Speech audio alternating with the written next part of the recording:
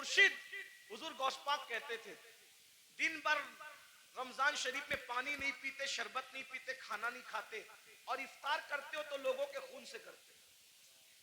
आप में की भी बहुत सारे लोग खून से इफ्तार करते, खून से। रूह अफ़ज़ा नहीं पीते, खून पीते हो, खून खून पीते हो। खजूर नहीं खाते, मक्के मदीने मुनव्वरा की खून से इफ्तार करते हो। वो कैसे? सबके हाथ में खजूर तो नजर आती है, मगर वो खजूर नहीं होती, वो खून होता है। क्यों? अगर आपने झूठ बोलकर किसी को धोखा देके माल कमाया था और उससे खजूर खरीदी थी, दिखने को तो खजूर थी, मगर वो लोगों का खून था। किसी का कर्जा लेके हड़प कर लिया था, उससे इफ्तार का दस्तरखान सजाया था, देखने को तो वो फल फ्रूट और रूह अफ़ज़ा थे, मगर वो लोगों का खून था। कब तक लोगों के खून से इफ्तारी करोगे? कब तक लोगों के खून से इफ्तारी करोगे? भूखे प्यासे रहने के सिवा कुछ नहीं मिलने वाला। गौस पाक फरमाते थे, लोगों के खून से इफ्तारी करते। हराम माल से इफ्तार करने वाले, तू लोगों के खून से इफ्तारी करता है। सूद से इफ्तारी करने वाले लोगों के खून से इफ्तारी करता है। यहां मैं मुसलमानों को कह दूं, मेरे भाइयों, नमक से इफ्तार कर लेना, नमक से, मगर किसी हराम के दस्तरखान पे कभी इफ्तारी करने मत जाना। वाह जिंदाबाद। आज तो तुम्हारे लिए हुकूमतों के ऑफिसों में दस्तरखान बिछते, इफ्तार पार्टियां हो रही हैं।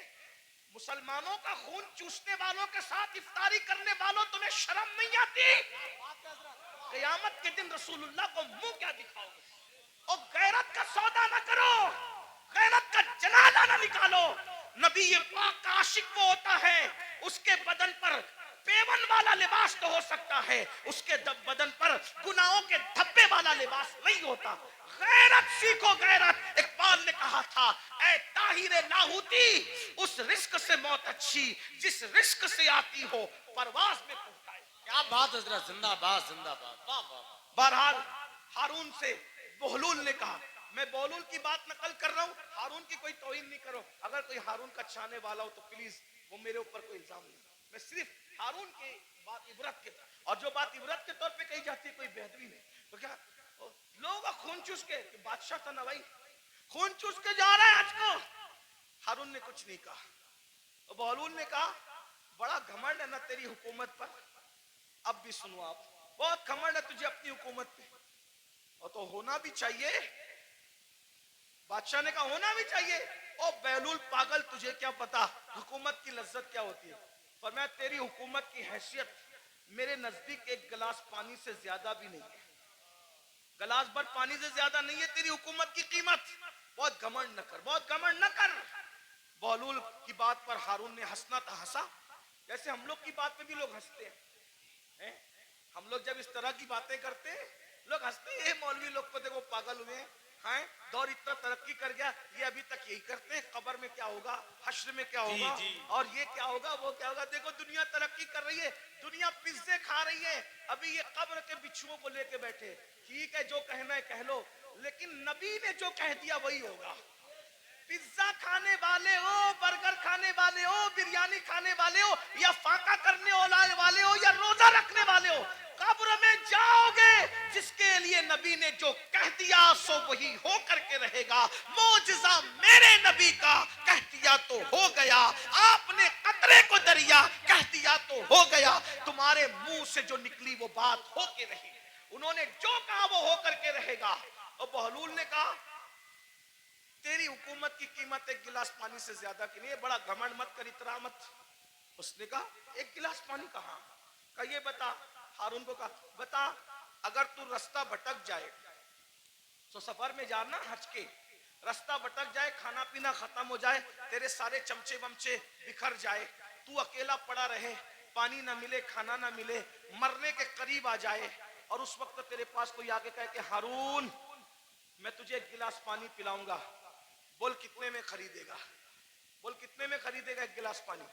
वो पानी पिलाने वाला बोलेगा, मैं आधी हुकूमत दे मांगता हूं तुझसे और एक गिलास पानी तुझे देता हूं, बोल खरीदेगा कि नहीं खरीदेगा? हारून ने कहा, ओ पगले बहलूल, जान है तो जहान है, अगर मर गया तो कहां हुकूमत में रहेगी और क्या कहा रहेगा? तो पानी को आधी हुकूमत दे के खरीद लूंगा, क्योंकि भाई आधी दे के खरीदा, आधी तो बची, आधी से तो लुत्फ उठाऊंगा। का वो गिलास भर पानी पिया ही था कि पेशाब लगी आधे घंटे 2 घंटे के बाद, और पेशाब लगी, अब पेशाब निकल नहीं है बाहर, लगी तो है, प्रेशर तो आ रहा है, बाहर निकलती नहीं पेशाब। ऐसे में कोई आकर कहे मैं ऐसा नुस्खा जानता हूं, अगर वो चुटकी तुझे खिला दूं तो अभी पेशाब हो, लेकिन वो नुस्खा जो चुटकी भर खिला करके तुझे पेशाब करवाना है, आधी हुकूमत देगा तो मैं वो नुस्खा तुझे दूंगा, वरना नहीं दूंगा।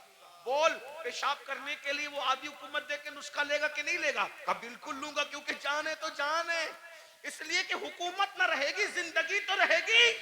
तो कहा अल्लाह से डर, जिस हुकूमत की कीमत एक गिलास पानी नहीं, उसको तू इतना चाहता है कि अल्लाह को भूल गया है?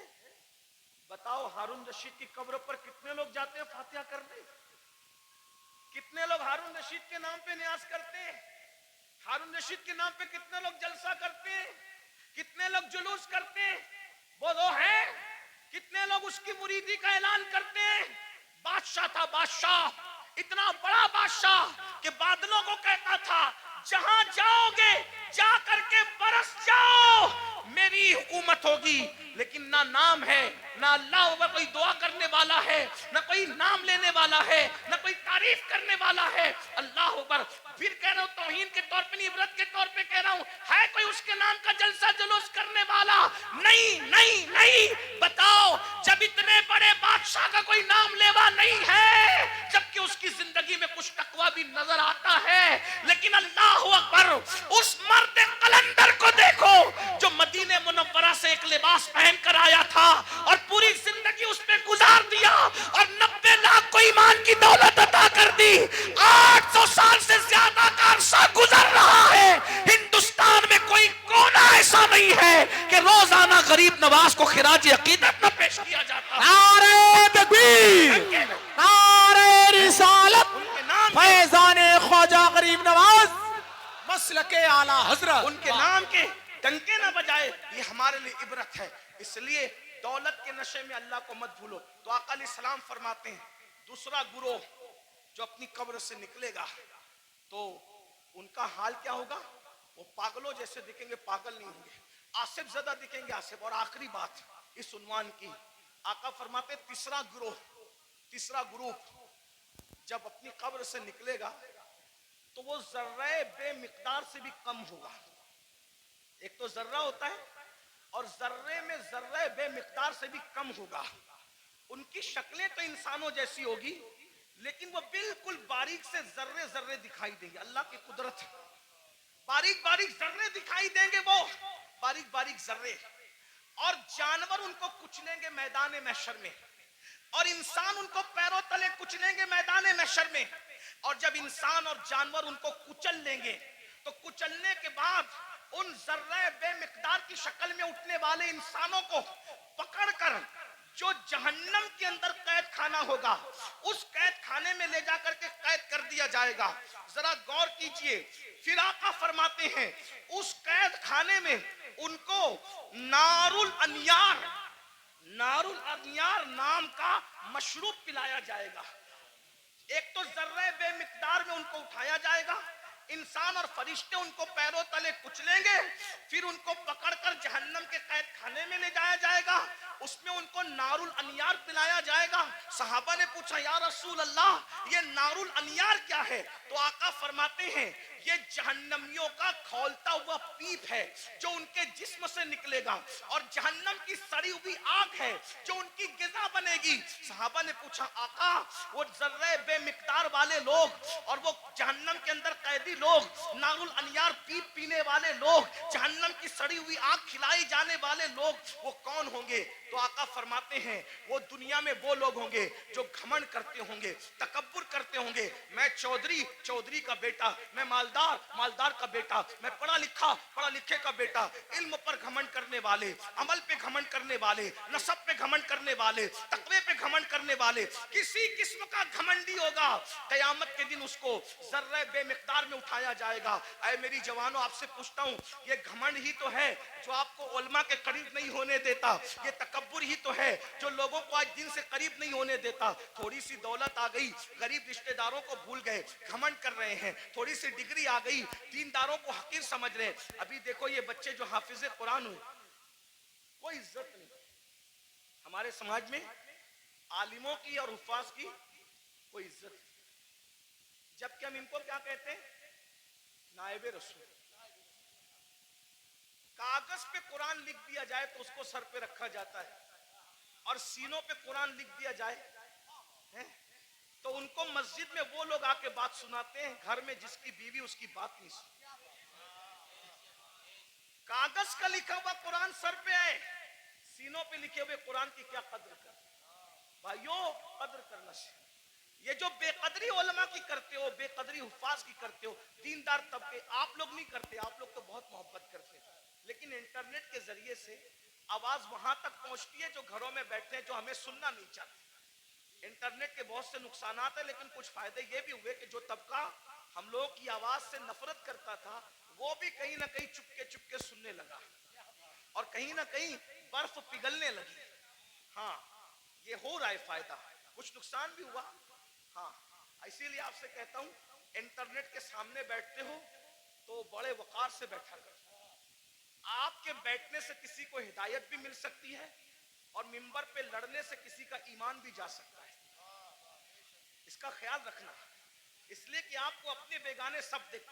आपकी छोटी सी मिंबर पर की हुई झड़प किसी ईमानदार को कुफ्र तक ले जा सकती है, इतना याद रखना। इसलिए जरा होश से, मिंबर पे कोई लड़ने आए तो उससे हाथ जोड़ के कहो मैं हार गया, तू जीत गया। इसलिए कि मैं हारा हुआ कहलाऊंगा चलेगा, लेकिन मेरी वजह से कोई मेरे मसलक और मजहब से बेजार होकर के कुफ्र की तरफ जाए, मुझे ये गवारा नहीं। इसका ख्याल रखा जाए, बहुत हमें ख्याल करना होगा, क्योंकि हमें लोग देखती है, दो आंखें देखती है तो लोग इतना मोहतात होते हैं, ये हजारों आंखें देखती। ये इंटरनेट की जो है वो नहुसत या जो वो निफासत कुछ कम नहीं है। इसकी नहुसत भी बुरी है, इसकी निफासत भी बड़ी है, लेकिन इतना याद रखें, ये दो आंखें नहीं देखती इंटरनेट पे बैठने वालों को, करोड़ों आंखें देखती है, और आप उनका तसव्वुर नहीं कर सकते कि कौन कौन देखता है। इसलिए मिंबर पर हम खुदा के लिए 2 घंटे ही सही इस तरह बैठें कि हमारे बैठने को देखकर लोग मजबूर होके कहे, जब ये इस तरह बैठता है तो गरीब नवाज कैसे बैठते हैं, ये इस तरह बैठता है तो गौसे आजम कैसे बैठते हैं, ये इस तरह बैठता है तो इमाम अहले सुन्नत कैसे बैठते हैं। ये हमारा अंदाज होना चाहिए, अल्लाह करे हमें तौफीक मिले। लेकिन गुरूर और घमंड का क्या किया जाए? आज हमारा जवान तबका, नई नस्ल उलमा का मजाक उड़ा रही है, हुफ्फाज की इज्जत नहीं कर रही है। मेरे जवानों, अगर दौलत के नशे में घमंड किया, हुस्न के नशे में घमंड किया, किसी भी किस्म का तकब्बुर किया, तो अल्लाह के रसूल फरमा रहे, कब्र से जर्रे बेमिकदार की शक्ल में उठोगे, बेमिकदार, और पूरा मैदान महशर तुम्हें पैरों तले कुचलेगा, जहन्नम की कैद में डाले जाओगे, नारुल अनियार जहन्नम का पीप खोलता हुआ पिलाया जाएगा, जहन्नम की सड़ी हुई आग खिलाई जाएगी। इसलिए खुदा के लिए घमंड छोड़ दो, तकब्बुर छोड़ दो, और सोचो मैं इंसान हूं और सिर्फ इंसान, मैं इंसान हूं और सिर्फ इंसान हूं। और इंसान क्या है? मिन नुत्फा, इंसान को अल्लाह ने नापाक कतरे से पैदा किया, इंसान को अल्लाह ने सड़ी हुई मिट्टी से पैदा किया। मेरे भाई, सड़ी हुई मिट्टी और नापाक कतरे से तू पैदा हुआ है। अगर इबादत करके तू अल्लाह को मना ले तो तू फरिश्तों से बेहतर है, और अगर तू अल्लाह को राजी न कर सका तो फिर माज़अल्लाह तू जानवरों से भी बदतर है। जो आखिरी बात कहने के लिए कहा था, वो आखिरी बात ये है, इमाम गजाली के उस्ताद थे, इमाम गजाली के उस्ताद, गजाली जैसी हस्ती जिसने 500 से ज्यादा उस दौर में किताब लिखी, आज से 900 साल पहले, और उनकी किताबें आज भी दुनिया में मौजूद है। तो इमाम गजाली के उस्ताद थे, उनके सामने एक नौजवान छोकरा लड़का अकड़ के चल रहा था। कुरान कहता है, वला तमशी फिल अर्दी मरहा, जमीन पे अकड़ के मत चलो, अकड़ के मत चलो। आजकल के लड़के बाइक पे बैठते हैं, थोड़ा जिम विम करके बाजू बना लिए हैं, तो वो बाजुओं पर फूल पत्तियां पता नहीं क्या क्या बना लेते हैं, ये हराम है, हराम। अल्लाह के रसूल अलैहि सलाम ने फरमाया गूंदने वालों पर और गुंदवाने वालों पर, दोनों पर अल्लाह की लानत। हाँ, ये गूंदने गुंदाने का सिलसिला पहले इस्लाम के दुश्मन लोग करते थे, हमारा काम नहीं है। गूंदना गुंदवाना हमारा काम नहीं। हमारे बाजुओं पर निशान नहीं होते, हमारे चेहरों पर सजदों के निशान होते हैं, और वो भी काले निशान नहीं, अनवार के निशान होते हैं, चमक होती है। सीमाहुम फी वुजूहिहिम मिन असरिस सुजूद, चेहरे चमकते हैं। जिम करो, मजबूत बनो, ताकतवर बनो। मैं तो कहता हूं हमारा मजहब ताकतवर लोगों का मजहब, हमारे कमजोर लोग हैं ही नहीं। हमारा अल्लाह भी ताकत वाला, ला हौला वला कुव्वता इल्ला बिल्लाह, हमारा अल्लाह ताकत वाला, हमारे रसूल ताकत वाले। एक शख्स ने मुझसे ट्रेन में कहा कि मेरे फौला ने हिमालय उठाया। मैंने कहा अच्छी बात है, लेकिन मैं मुतासिर नहीं। कहा क्यों? मैंने कहा मेरे नबी ने सिर्फ हिमालय नहीं, पूरी कायनात का बार उठा रखा है। और मेरे इमाम कहते हैं जिसको बारे दो आलम की परवाह नहीं, ऐसे बाजू की कुव्वत पे लाखों सलाम। अंदाजा कर उनकी उंगली के इशारे का, जबल अबू कुबैस पे खड़े होकर इशारा करते हैं तो चांद टुकड़े हो जाता है। जिसके इशारे की इतनी कुव्वत है, उसकी उंगली की कितनी कुव्वत होगी? उंगली की इतनी कुव्वत है तो पंजों में कितनी कुव्वत होगी? और जब पंजों में इतनी कुव्वत है तो बाजुओं में कितनी कुव्वत होगी? और जब बाजू की कुव्वत ये है तो सीने में कितनी कुव्वत होगी? उनके सीने की कुव्वत को कुरान बयान करता है, लौ अंज़लना हाज़ल कुरआना अला जबलिन लरअयता खाशियम मुतसद्दियम मिन खश्यतिल्लाह। जिस पहाड़ ने कुरान का बार न उठाया, मुस्तफा के सीने ने कुरान का बार उठा लिया। वाह वाह वाह, सुभान अल्लाह, सुभान। हमारे यहाँ तो सभी ताकतवर है, गौस पाक ताकतवर, गरीब नवाज। जिम करो, ताकतवर बनो, मगर किसी की गर्दन दबाने के लिए नहीं, रात रात भर मुसल्ले पे खड़े होने के लिए, किसी पे जुल्म करने के लिए नहीं, मजलूम की मदद करने के लिए, किसी को डराने के लिए नहीं, डराने वालों को समझाने के लिए ताकतवर बनो। हमारे सभी हमारे मौला अली तो इतने ताकतवर थे, हैं? हमारे मौला अली इतने, मौला अली का जिक्र करो तो कुछ लोग जलते हैं, क्योंकि उनकी ताकत उनको बर्दाश्त नहीं होती। हमारे मौला अली बहुत ताकतवर थे, हमारे मौला अली बहुत ताकतवर, हमारे मौला अली बहुत ताकतवर थे। अल्हम्दुलिल्लाह हमारे सिद्दीक भी बहुत ताकतवर, अफसरुल बशर बादल अंबिया भी ताकी। हमारे सिद्दीक अकबर भी इतने ताकतवर थे, जब बदर में रसूलुल्लाह की कोई हिफाजत के लिए ना आया तो सिद्दीक अकबर ने कहा मैं हुजूर को पहरा दूंगा, अल्लाह की अमानत की हिफाजत मैं करूंगा। सिद्दीक ताकतवर, फारूक आजम ताकत, उस्मान गनी, मौला अली सब ताकत। और मौला अली कैसे ताकतवर, सुन लो, गौर से सुनो। एक दिन मौला अली की ढाल गिरा दी। क्या गिरा दी? बात समझ में आ रही? क्या गिराई? ढाल। ढाल किसको कहते हैं? अब तो सीरियल देख के आप लोग हमसे ज्यादा समझ गए कि ढाल, पहले समझाना पड़ता था, अभी नहीं, अब सबको पता है ढाल क्या है, तलवार क्या है, और मैमना क्या है, मसरा क्या है, कल्ब क्या है, मुकद्दमतुल जैश क्या है, सब सीख लिया है। चलो कुछ तो सीखा, हमसे ना सीखा, किसी से तो सीखा, लेकिन बहरहाल ढाल, ढाल समझते हैं ना, जिसपे वार रोका जाता है। मरहब ने मेरे मौला की ढाल पे वार किया और ढाल दो टुकड़े कर दी। मेरे मौला को आया गुस्सा, और तूने मेरी ढाल काटी और ढाल तोड़ी, अब मैं तुझे सजा क्या देता हूं? मेरी ढाल काट के ये ना समझना कि मैं पलट कर जाऊंगा, क्योंकि अली कहते ही उसको है जो पलट कर न जाए। अली का नाम था हैदरे कर्रार, पलट कर भागने वाला नहीं, पलट पलट कर हमला करने वाला। अब अली अगर सिपर लेने के लिए, ढाल लेने के लिए पलट कर जाता तो दुश्मन कहता अरे कभी तो पलट कर भागे थे, लेकिन अली ने कहा पलट कर नहीं जाऊंगा, बल्कि मौला ने कहा तूने मेरी ढाल तोड़ी, अब मैं किसको ढाल बनाता हूं देख। आगे बढ़े और खैबर का दरवाजा और उसी को लेके जंग करते रहे करते रहे करते रहे, और जब उसको उठा करके फेंका है तो अली का फेंका हुआ दरवाजा 70 लोग मिलकर भी अपनी जगह से उठा न सके।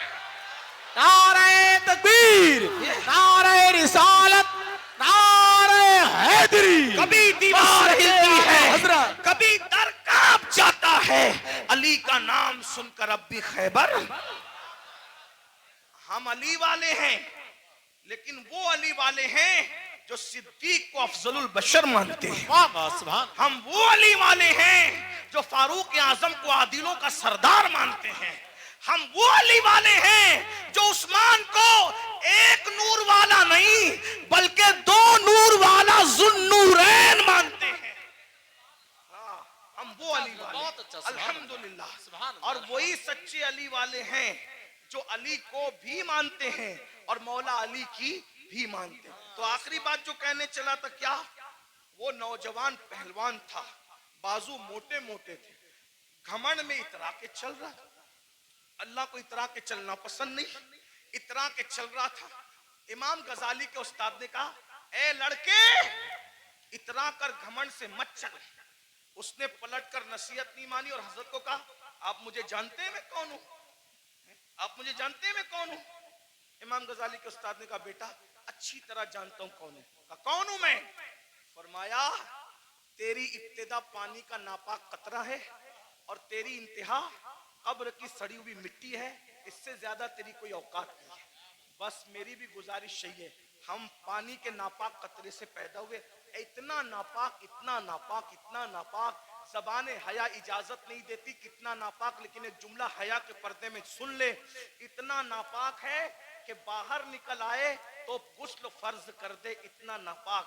और कब्र की वो सड़ी हुई मिट्टी जिसमें कीड़े मकोड़े हैं, ये हमारा हाल है। अगर अल्लाह नाराज है तो ये हाल है, और अगर अल्लाह को मना लिया तो फिर कोई सड़ी हुई मिट्टी नहीं है, कोई सड़ी हुई। अगर अल्लाह को मना लिया तो मिट्टी नहीं, सड़ी हुई नहीं, बल्कि इंशाअल्लाह कफन को भी मिट्टी का धब्बा ना लग सकेगा।